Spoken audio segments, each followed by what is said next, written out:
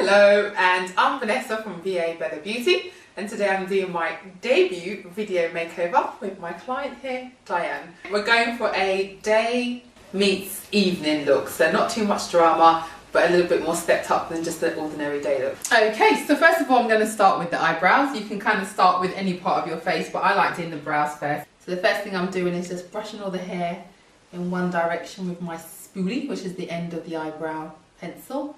And then I'm going to start to just define Diane's shape. With the eyebrows, you just want to create a shape that follows your natural brow line, but maybe has a bit more of an arch to give you a bit more shape. So that's one.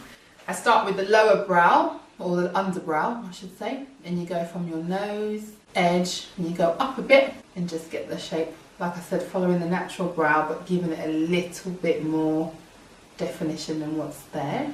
Okay, so now we're just going to, don't worry, if you make any mess, which is what I'm doing now, you don't have to worry too much because we're going to clean that all up with the concealer. So first of all, you just literally follow your brow line.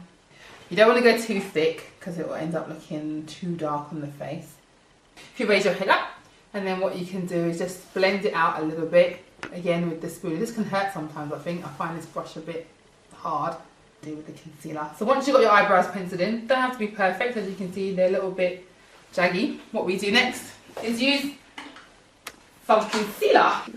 Okay, so we have defined our shape roughly with our eyebrow pencil. If you like, you can go over it a bit more, which is what I've just finished doing. And now we're going to use concealer. And then again, it's just working in an upward motion because you want to keep it away from the eyelid so that your eyes are going to stay looking open. So you need to define it up and then out, which is what I'm doing now. And you just follow again the natural eyebrow. Once you've done the bottom, just blend that into the eyelid. You don't want to see a thick line of concealer underneath the eye. That's not very, underneath the eyebrow, that's not very attractive. So blend it out, but be careful not to ruin the shape that you've created, which is what we've got here, which is nice.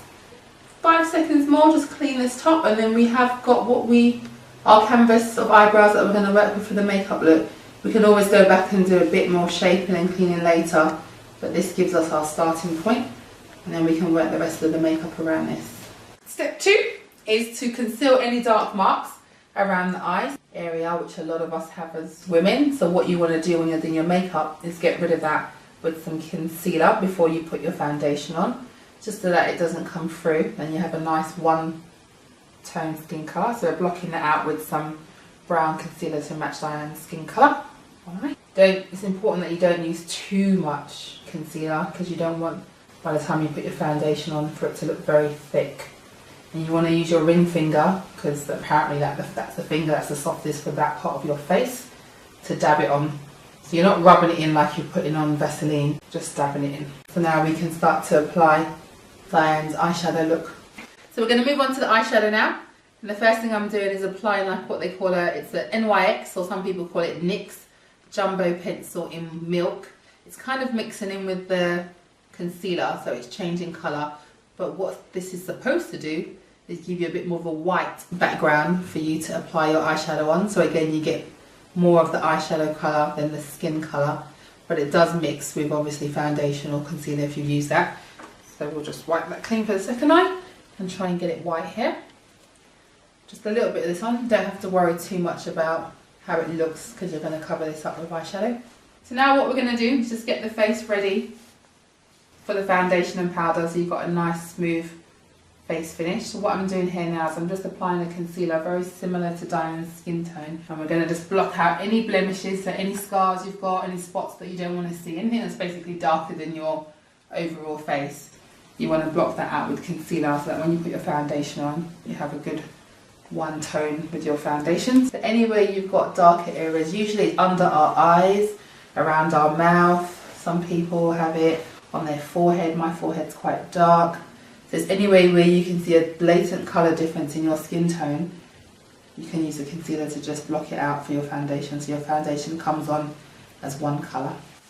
So the last bit of coverage, or the one but last step for the skin, is your foundation. Again, it's more of a dab and outward motion than rubbing, because what you don't want to do is, after doing all the makeup, move it all just by rubbing the brushes around and around in circles. You want to just keep the makeup in place but apply the extra cover. So So you're dabbing it in gently. I apply the foundation to the back of my hand and take it from the back of my hand onto the brush. That way you can control how much you're using rather than squeezing it directly from the bottle or squeezing it onto your face. Just control it because you don't want to look all caked up. And now she's just left with a fresh canvas face. We're almost finished. We're now going to set the foundation that we just done with some powder. This basically just sets all your makeup. So the powder, as foundation is obviously liquid, you want to set it when you finish with something of a powdery substance. Either setting powder, pressed powder, just any kind of powder you've got, preferably with a hard brush that pushes the powder into the skin. So last thing we're going to do to the eyes before we put our lashes on and our mascara on, we're going to put a dark corner here, which is called the outer V, and that's going to just give the eyes shadow and the eyes some depth. So you just want to have a little bit of a smoky looking effect, and you want to make your eyes look a little bit deeper. You just get a nice dark shadow, not too much. You've got to be careful how you do this. And now we're going to do eyeliner. I'm going to use a nice liquid eyeliner pen just to control a nice line from the inside of the eye right to the outside. So if you just tip your head up for me, Dan, I'm just going to start on the inner corner, the inner tear duct. Stay very close to the lash line. You don't want to have a big thick line unless you're going for that sort of drama look. And some people like to take the line all the way out and wing it so that you have quite a big wing. Others like to keep it quite subtle. That's it. So we've got our eyeliner all nicely drawn out. We're just about to finish off Diane's look now with a little bit of blusher. We're going to give her some pink. Again, we're not going for too much drama, so it's a nice subtle pink blush. With the blush, you apply it here on your high cheekbone. A lot of people smile and add it on their rose, but then when you stop smiling, the colour drops down on your face, so you want to do it on your high cheekbone just there. I think I've got quite a lot on, so I'm going to blend it out so that it blends into your foundation and your powder. So it just gives you the rosy look, but not harsh lines. That's our blush done. So we're going to do Diane in a nice combination of a sort of reddy, rosy, rougey baby pink. So we're not going to make it very, very red, and it's not going to be too pale pink either. The trick to lipstick is, first of all, you want to line your lips.